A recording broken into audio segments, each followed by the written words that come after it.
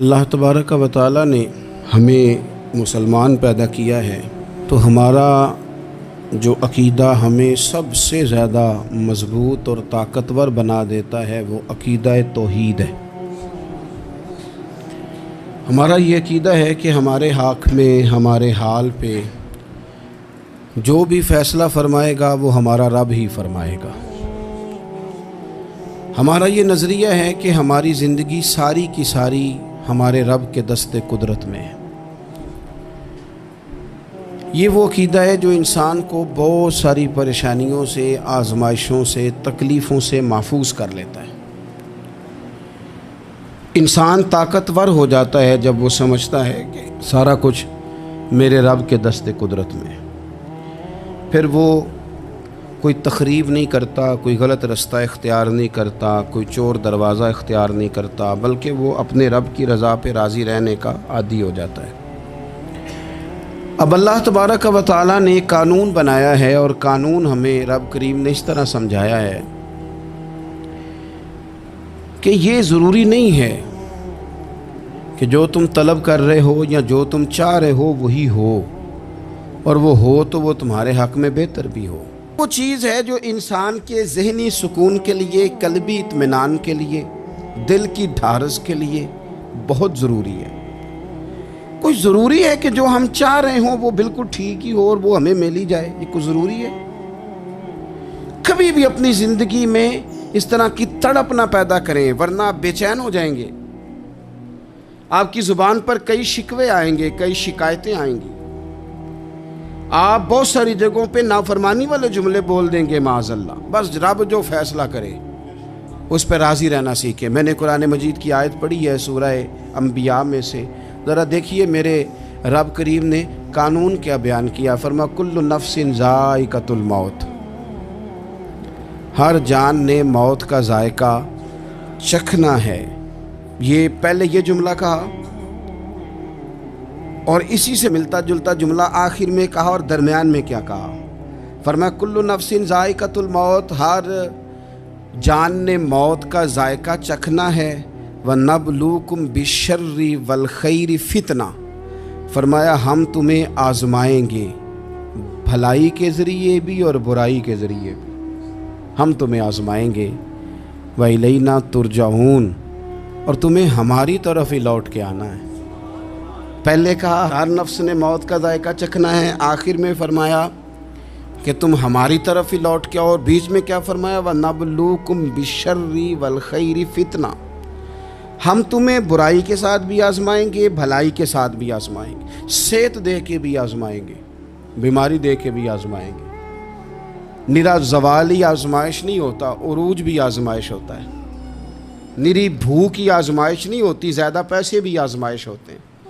انسان کے لیے صرف اس کا کمزور جسم ہی آزمائش نہیں ہوتا، اس کا طاقتور وجود بھی آزمائش ہوتا ہے۔ فرمایا ہم تمہیں آزمائیں گے، بس خیال رکھنا کہ وَإِلَيْنَا تُرْجَعُونَ، لوٹ کر تمہیں ہمارے پاس ہی آنا ہے۔ اور میرے نبی پاک صلی اللہ تعالیٰ علیہ وآلہ وسلم ارشاد فرماتے ہیں، رب جب کسی قوم سے محبت کرتا ہے تو انہیں آزمائش میں مبتلا کر دیتا ہے۔ پھر فرمایا اگر وہ اس پر صبر کریں، اللہ کی قضا پہ راضی رہیں، تو پھر اللہ بھی ان سے راضی ہو جاتا ہے، اور اگر وہ ناراضگی کا اظہار کریں کہ یہ مصیبت کیوں آئی تو پھر اللہ بھی ناراض ہو جاتا ہے۔ اللہ تبارک و تعالی ضرور آزمائے گا، خیر کے ساتھ بھی اور پریشانی کے ساتھ بھی۔ انسان پریشان اس وقت ہوتا ہے کہ جب وہ محنت کرتا ہے تو وہ کہتا ہے نتیجہ میری مرضی کا آنا چاہیے۔ یہ اس کا سب سے بڑا نقصان ہے۔ آپ رزلٹ کبھی اپنی مرضی کا نہ مانگیں، یہ دعویٰ ہی ٹھیک نہیں۔ بہت سارے لوگوں کو جانتا ہوں جو کہتے ہیں میں بندہ بھی ٹھیک ہوں بھی دیانتدار، محنت بھی بڑی کرتا ہوں، توجہ بھی میری پوری ہے، پر پھر بھی معاملہ صحیح کیوں نہیں ہوتے؟ تو میں کہتا ہوں پہلی باتیں ساری ٹھیک تھیں، آخری والی غلط ہے۔ اس لیے کہ محنت آپ کریں ساری، پر بندے نے رہنا تو بندہ ہی ہے نا۔ ساری محنت کر کے آپ کبھی اس نقطے کو سمجھ جائیں نا کہ 950 سال نبیوں نے تبلیغ کی، ہزار سال انبیاء نے تبلیغ کی، انبیاء نے رب کے تربیت یافتہ لوگوں نے تبلیغ کی، 2 لوگوں نے کلمہ پڑھا، 4 لوگوں نے کلمہ پڑھا، لیکن میں آپ کو دیانتداری سے بتاتا ہوں کہ وہ کامیاب ہو کے گئے دنیا سے۔ انبیاء کامیاب ہوئے، کیوں؟ اس لیے کہ رب نے انہیں کہا تھا جا کے پیغام دینا ہے، یہ نہیں کہا تھا کہ بندوں کا بدلنا بھی ضروری ہے۔ ہمارے بچے پتہ کیا کرتے ہیں؟ وہ فٹافٹ نہ پریشان ہو جاتے۔ نبیوں کے ذمہ تبلیغ کرنا ہے، یہ ان کا ذمہ نہیں کہ لوگ ضروری کلمہ پڑھیں۔ ہدایت تو رب کریم کے دستے قدرت میں۔ انبیاء خلوص سے، للہیت سے جد و جہد کرتے رہے، لیکن انہوں نے یہ نہیں کہا کہ مالک اتنی محنت کی ہے بندے ٹھیک نہیں ہوتے، یہ نہیں کہا انہوں نے، اس لیے کہ جو ان کی ڈیوٹی تھی انہوں نے ڈیوٹی صحیح کی۔ ہم نے اپنی ڈیوٹی کرنی ہے۔ پریشان اس وقت ہوتے ہیں جب نتیجہ اپنی مرضی کا مانگتے ہیں، نتیجہ نہ اپنی مرضی کا مانگے، رزلٹ نہ اپنی مرضی کا مانگے۔ اور جناب پیر صاحب میں فلانا وظیفہ بھی پڑھتا ہوں، فلانا وظیفہ بھی پڑھتا ہوں، فلانا وظیفہ بھی پڑھتا ہوں، دل نہیں صاف ہوتا، تو میں نے کہا یہ تو اللہ نہیں کر رہا ہے۔ آپ ڈیوٹی کریں، آپ کام کریں جو آپ کے ذمہ لگایا گیا ہے، اس میں وہ قضا نہ کریں آپ، باقی اللہ تعالیٰ کرم نوازی فرمائے گا۔ دیکھیں ایک بادشاہ تھا، اس کی سلطنت میں نا وہ قوم بنانا چاہتا تھا۔ ہمارے بادشاہ، ہمارے حکمران قومیں نہیں بناتے، لوگوں کو اپنے حق میں قائل کرتے ہیں۔ اس لیے کبھی بھی ہمارے ملک میں قومی سوچیں عام نہیں کی جاتی، ذاتی سوچیں عام کی جاتی ہیں، ملی باتیں نہیں کی جاتی، ذاتی باتیں کی جاتی ہیں۔ وہ چاہتا تھا کہ میری قوم بن جائے۔ اس کا ایک ہیرا سلطنت میں سے گم ہو گیا، تو اس نے اعلان کیا، اس نے کہا کہ جو بندہ ہیرا تلاش کر کے لائے گا اسے انعام دوں گا۔ ساری قوم نکل کھڑی ہوئی ہیرا تلاش کرنے پر، ادھر بھی لوگ گئے، ادھر بھی لوگ گئے، خشکیوں میں، دریاؤں میں، جہاں جہاں جس کی پہنچ تھی، جنگلوں میں، وادیوں میں، گھروں میں، بستیوں میں لوگوں نے ڈھونڈا۔ ساری قوم ایک ہیرا تلاش کر رہی ہے۔ بالآخر سب لوگ جمع ہو گئے ایک میدان میں۔ ایک بندہ اوپر چڑھا، بادشاہ کے پاس، وہ اونچی جگہ پہ کھڑا تھا۔ اس نے کہا جناب یہ ہیرا مل گیا ہے۔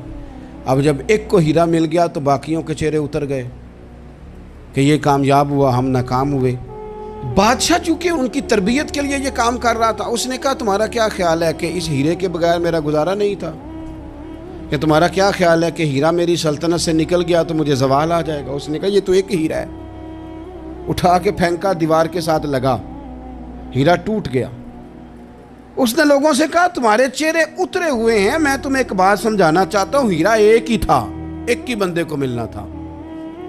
میں نے انعام کا اعلان تو یہ کیا تھا نا کہ جو ہیرا ڈھونڈ کے لائے گا اسے انعام دوں گا، لیکن اب میں تمہیں بتاتا ہوں کہ میں تم سب کو انعام دوں گا، اس لیے کہ ہیرا ایک تھا، ملنا ایک کو ہی تھا، سب کو مل سکتا نہیں، لیکن انعام اس لیے سب کو دوں گا کہ ہیرا ڈھونڈنے پر انعام نہیں دے رہا، میں کوشش کرنے پہ انعام دے رہا ہوں کہ تم نے کوشش تو کی، تم نکلے تو صحیح، جد و جہد تو کی۔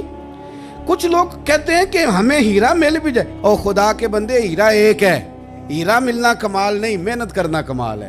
ہم نہ تیار نہیں ہوتے۔ اللہ فرماتے ہیں میں نے آزمانا ہے، میں نے آزمانا ہے، تم نے سفر جاری رکھنا ہے، لیکن یہ ضرور یاد رکھنا کہ وَإِلَيْنَا تُرْجَعُونَ، لوٹ کے تمہیں میرے پاس ہی آنا ہے، تم نے لوٹ کے ادھر آنا ہے، اس بات کو ذہن میں رکھنا۔ حضرت عبداللہ بن عباس رضی اللہ تعالیٰ عنہ اس حدیث کے راوی ہیں، المعجم الکبیر کی یہ حدیث ہے۔ اللہ کے پیارے رسول صلی اللہ تعالیٰ علیہ وسلم ارشاد فرماتے ہیں کہ جس بندے کو 4 چیزیں مل گئی نا، اسے اللہ تعالیٰ نے دنیا اور آخرت کی بھلائیاں عطا فرما دی۔ 4 چیزیں جس شخص کو نصیب ہو گئی۔ یا رسول اللہ کون سی؟ حضور فرماتے ہیں جس کو شکر کرنے والا دل مل گیا، اور کریم محبوب فرماتے ہیں جسے اللہ تعالیٰ کا ذکر کرنے والی زبان مل گئی، اور حضور فرماتے ہیں جسے مصیبت پر صبر کرنے والا بدن مل گیا، اور جسے ایسی بیوی مل گئی جو نہ اس کے مال میں خیانت کرے گی، نہ اس کی عزت میں خیانت کرے گی۔ جسے یہ 4 چیزیں مل گئیں وہ خوش نصیب ہے، دنیا بھی بن گئی، آخرت بھی بن گئی۔ کامیابی صبر آ جانے کا نام ہے، کامیابی شکر حاصل ہو جانے کا نام ہے، کامیابی میرے عزیز یاد رکھ لیں کہ انسان اللہ کے ذکر میں لگ جائے تو اس کا نام ہے کامیابی۔ ہم نے کس کو سمجھ لیا؟ اپنی زندگی میں ایک تو محنت کریں، نتیجہ اللہ پہ۔ دوسری بات، امیدیں ذرا چھوٹی وابستہ کریں، لمبی نہ بنائیں۔ ایک ہے منصوبہ سازی کرنا مستقبل کی، وہ غلط نہیں۔ میرے نبی پاک علیہ السلام کا فرمان کاش کبھی ہم سمجھ جائیں۔ حضور نے ایک دن صحابہ سے فرمایا تھا حیا کرو، کہا صحابہ سے، سمجھایا ہمیں، فرمایا حیا کرو۔ یا رسول اللہ کس بات سے؟ فرمایا وہ والا مال کماتے ہو جو کھا ہی نہیں سکتے، اور وہ والے مکانات بناتے ہو جن میں تم رہ ہی نہیں سکتے، اور ان چیزوں کا سوال کرتے ہو جن کی تمہیں ضرورت ہی نہیں۔ اتنے لمبے محلات، اتنا لمبا چوڑا مال، اتنا لمبا چوڑا پیسہ، اتنی لمبی امیدیں، اتنی لمبی داستانیں، انسان کمزور ہو جاتا ہے، ساری زندگی حساب کتاب میں بیت جاتی ہے۔ دیکھیں نا، حضور علیہ السلام نے فرمایا یہ جو غریب لوگ ہیں نا، یہ مالداروں سے 50,000 سال پہلے جنت میں داخل ہو جائیں گے۔ کیوں؟ اس لیے کہ جس کے بیگ زیادہ ہوتے ہیں نا، ایئرپورٹ پہ پھنس جاتا ہے، الجھ جاتا ہے، وہ کبھی ایک آیا، دوسرا نہیں آیا، تیسرا نہیں آیا، چوتھا نہیں آیا۔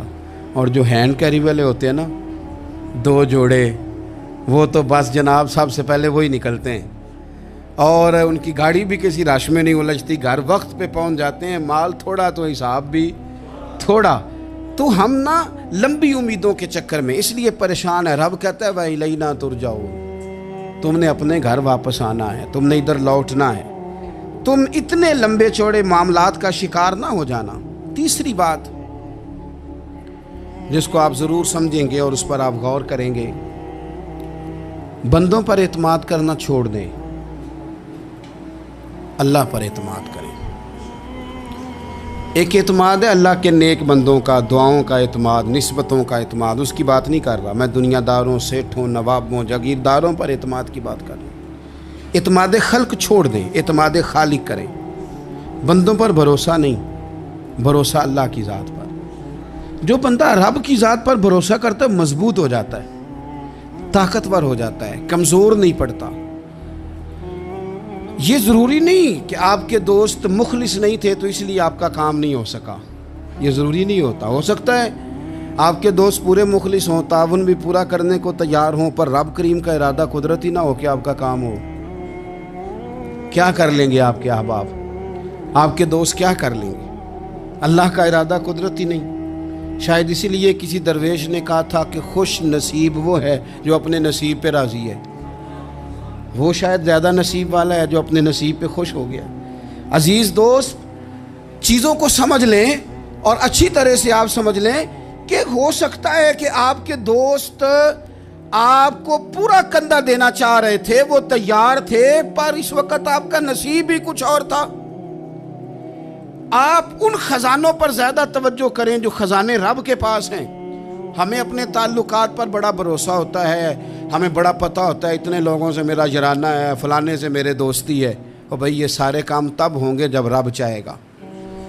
بہترین ڈاکٹر کے پاس جا کے دوا کھا لے میرے عزیز، شفا تبھی ہوگی جب میرا اللہ چاہے گا۔ سارے ٹیسٹ کر لیے ہیں ڈاکٹر نے مریض کے، ساری رپورٹیں آ گئی ہیں، ہر چیز ٹھیک ہے، لیکن نہ وہ کھا پاتا ہے، نہ وہ سو پاتا ہے، نہ وہ چل پاتا ہے، نہ وہ ہنس پاتا ہے۔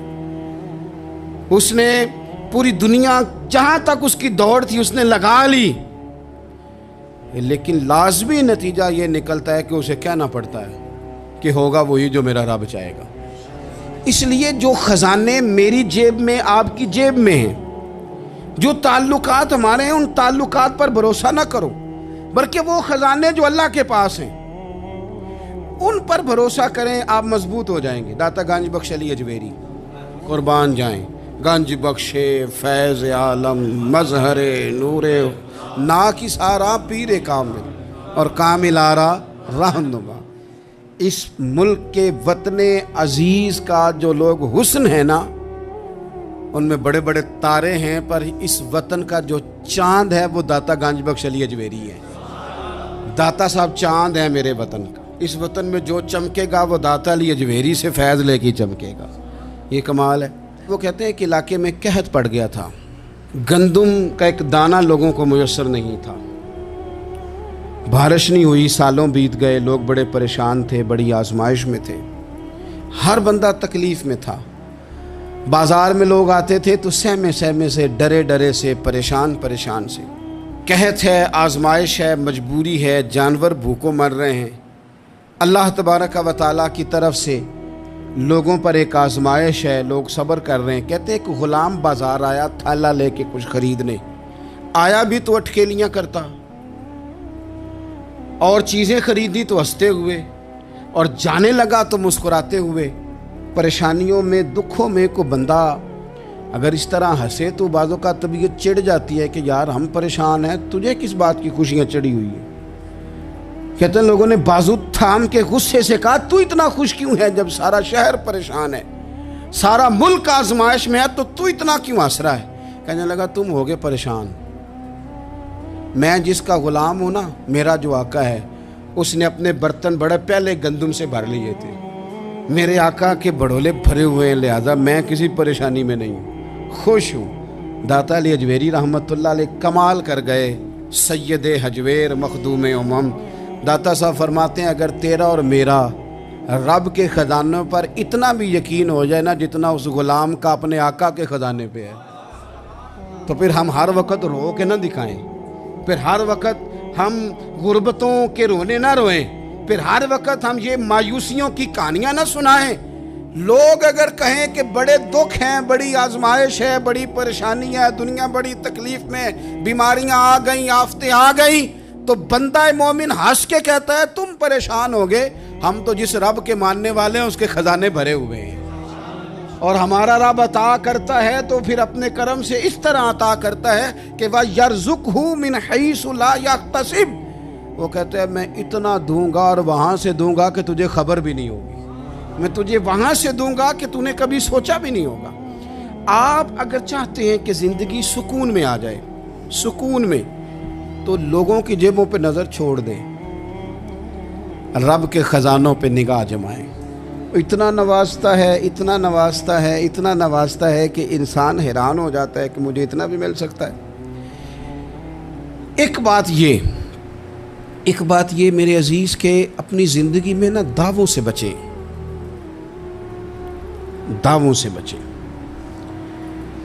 لفظوں اور عمل اور اٹھنے بیٹھنے، اس میں کسی بھی قسم کے تکبر سے اپنے آپ کو بچائیں. بندہ ہی اچھا لگتا ہے.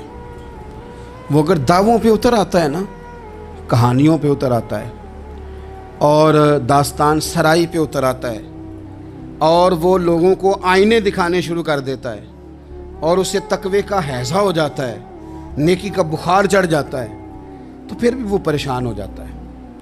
اس لیے کہ جب انسان پرہیزگاری کی اینک لگا لے تو اسے باقی سارے لوگ گناہگار نظر آتے ہیں. آپ اگر سکھی رہنا چاہتے ہیں نا تو عاجزی اختیار کریں. کیوں کہ جب آپ عاجزی اختیار کریں گے تو آپ کو اللہ کی مخلوق اچھی لگنے لگ جائے گی. کیوں کہ آپ اپنے سے بھی کسی کو بہتر سمجھتے ہیں. جب تک آپ میں تکبر ہے، میں نے دیکھا ہے کہ لوگ تکبر کا شکار ہو جاتے ہیں، کسی کو جھوٹا، کسی کو بددیانت، کسی کو فراڈیا، کسی کو دھوکے باز، کسی کو ڈاکو، کسی کو چور، کسی کو غدار، کسی کو فلانا، کسی کو فلانا. اصل بات کیا ہے؟ اصل بات یہ ہے کہ اس شخص کے دماغ کے اندر تکبر کا سودا سما گیا، یہ کسی چکر میں پڑ گیا ہے، اس کو ہیضہ ہو گیا ہے پرہیزگاری کا. یہ سمجھنے لگے کہ جو میں سوچتا ہوں وہ صرف وہی ٹھیک ہے. تیرا یہ دعویٰ ہے کہ ساری مخلوق ٹھیک نہیں، اور میرا رب فرماتا ہے لَقَدْ خَلَقْنَا الْإِنسَانَ فِي أَحْسَنِ تَقْوِيمٍ.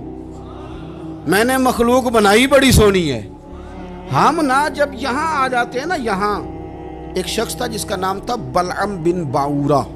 یہ بڑا مستجاب الدعوات تھا، جو دعا مانگتا تھا اللہ قبول فرما لیتا، پرہیزگار تھا. اسم اعظم اللہ نے اسے عطا کر دیا.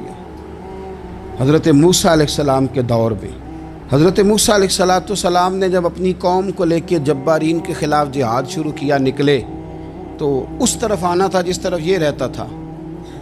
لوگ سارے اکٹھے ہو کے اس کے پاس آئے، آ کے کہنے لگے حضرت موسیٰ علیہ السلام آ رہے ہیں اپنی قوم کو لے کے حملہ کرنے کے لیے، تو دعا کر دے، معاذ اللہ نبی کے خلاف دعا کر دے، تو بد دعا کر دے تاکہ وہ آ نہ سکے، تیری دعائیں قبول ہوتی ہیں. پہلے تو کہنے لگا کہ کتنے بدبخت ہو، مجھے نبی کے خلاف بات کرنے اور دعا کرنے کا کہہ رہے ہو، معاذ اللہ، بدبخت ہو، دوڑ جاؤ۔ لیکن اللہ سے یہ توفیق مانگے کہ وہ انسان کا شعور سلامت رکھے، شعور سلامت۔ حضرت سلطان باؤ رحمۃ اللہ علیہ نے اپنے دور میں کہا تھا کہ ایمان سلامت ہر کوئی مانگتا ہے، عشق سلامت کوئی، وہ تو انہوں نے کہا تھا نا۔ اور آج کیا حال ہے کہ مال سلامت ہر کوئی مانگتا ہے، تو ایمان سلامت کوئی۔ اب کہاں ایمان سے، اب تو مال سلامت مانگتے ہیں الا ماشاء اللہ۔ تو انہوں نے کہا تھا کہ ہمارے دور میں سارے ایمان کی سلامتی مانگتے ہیں اور میں عشق کی مانگتا ہوں۔ اب میں لوگوں کو کیا کہوں، میں تو یہی کہہ سکتا ہوں حضرت سلطان صاحب سے معافی لے کے کہ حضور ہن تے مال سلامت ہر کوئی منگدا ہے، تے ایمان سلامت کوئی۔ اب تو یہ حال ہو گیا۔ او بلم بن باورا غلط فہمی ہو گئی، پہلے تو لوگوں کو اس نے ڈانٹ دیا، لیکن جب لوگ دوبارہ آئے نا تو تحفے طائف لے کے آئے، لالچ میں آ گیا، پاگل ہو گیا، بیوقوف ہو گیا۔ ہرس ہوس یہ کہیں کا نہیں چھوڑتا انسان کو۔ لوگ نیک لوگوں سے بھی دینداری کا رشتہ نہیں بناتے، دنیا داری کا بنا لیتے۔ وہاں سے بھی مال ڈھونڈتے ہیں جہاں آ کے انہیں دنیا بھول جانی چاہیے تھی۔ مال آیا، دولت لے کے آئے لوگ، انہوں نے تحفے طائف دیے، وہ کہنے لگا ٹھیک ہے۔ پہلے ڈانٹ رہا تھا کہ نبی کے خلاف میں بد دعا کروں، اور اب تیار ہو گیا معاذ اللہ۔ گدھے پہ بیٹھ کے یا گدی پہ بیٹھ کے جا رہا ہے کہ پہاڑ پہ چڑھ کے حضرت موسیٰ علیہ السلام اور ان کی قوم کے خلاف معاذ اللہ بد دعا کرتا ہوں۔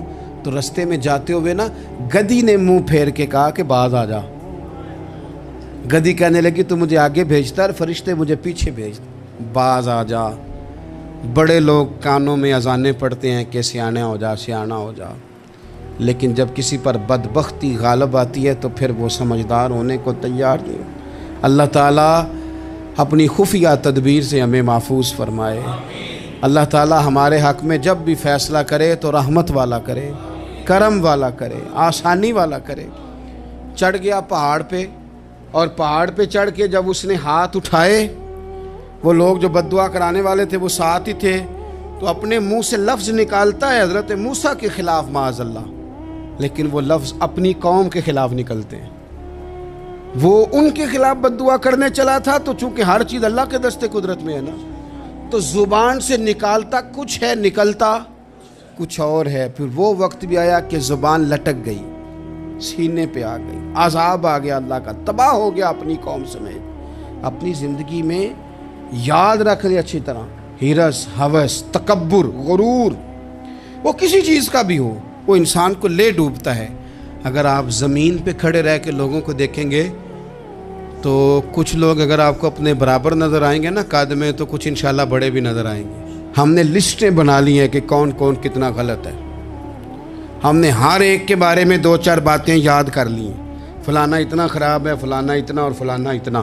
اس کا نقصان یہ ہوا ہے کہ اللہ کی خوبصورت مخلوق، خوبصورت رنگوں میں ہم نے حالات خراب کر لیے ہیں۔